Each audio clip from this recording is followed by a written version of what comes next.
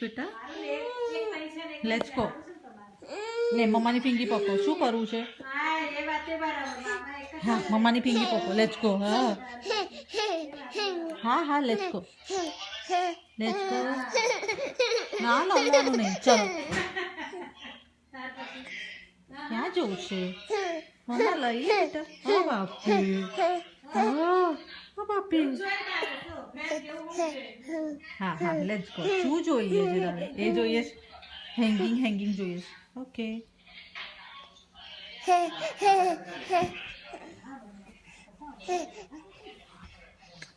ક્યાં લઈ જાય છે મમ્માને